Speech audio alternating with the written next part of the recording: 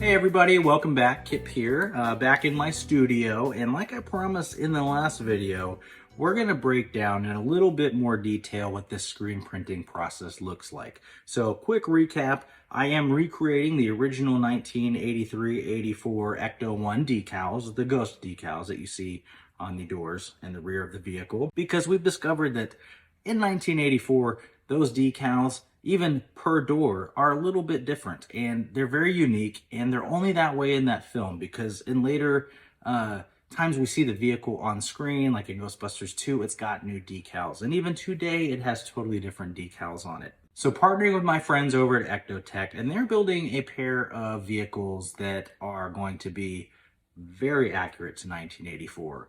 But what's very hard about building an accurate 1984 car is that accurate 1984 decals do not exist, and that is the purpose of this entire project here. So it starts with a rendering, and I created a completely new rendering based on screen grabs, production photos.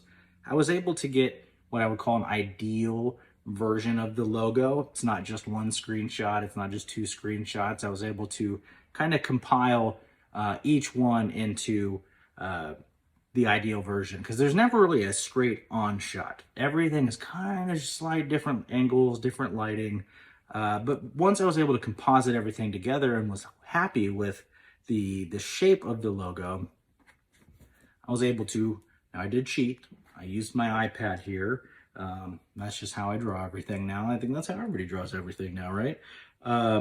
But what's nice about this is I'm able to get a really high resolution vector version of the file. Now, what we're looking at here are the color separations, meaning when this goes to print, each color gets printed one at a time. So the red actually will be getting printed first, and then the black will go on top of it. So what does this print process actually look like? Well, these guys, they were printed onto film positives. We saw those in the last video. Take a real quick peek, because what's important to know about these film positives, let's grab this guy here. These are printed on a special printer, and this is also where I cheated and used modern technology, because I want these assets to last a very long time, because we can create new prints with these films. And that's the problem with the original film, is we don't know where those assets are, and I'm trying to create something that is as close to what would exist out there.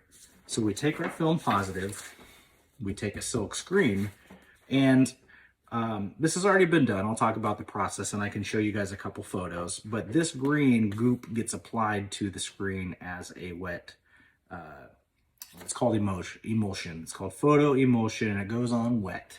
And what happens is we take our film, it actually gets taped to this screen like so.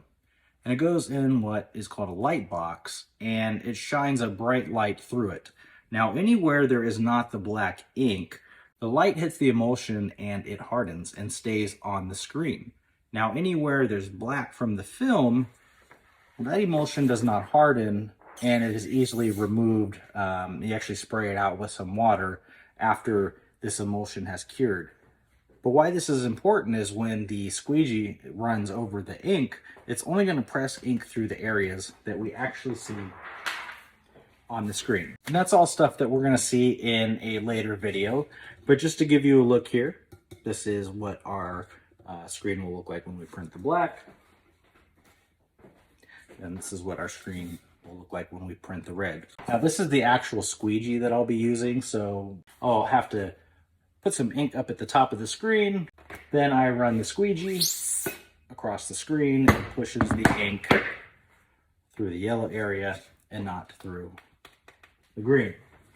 This is all going to make a lot more sense when we see it happen, but I want to break it down so we can just see step by step what's happening. Then everything's going to get printed onto a vinyl sheet like this. This is a outdoor permanent vinyl, and this is going to hold up for quite a long time, along with the special ink that I purchased. Now, this ink was formulated for labels that you see on gas pumps. Gas pumps need to have durable ink. The gasoline is spilling on them. It's rained on. There's a lot of weather elements to outdoor decals. I wanted to get good ink, and we've got the Nasdar Systems 2 in fire red and in black, and this stuff is going to hold up great. So that's as much as I can really show you right now, but I hope seeing all these little pieces really helps, because once I go to print, you're not going to have to wonder what that thing is or where did that come from. And when I mentioned squeegee, I'm like, what's a squeegee? Well, it's the big green squeegee. All right, guys, so next you're going to actually see some real printing action. It's going to get real excited, so stay tuned. Look.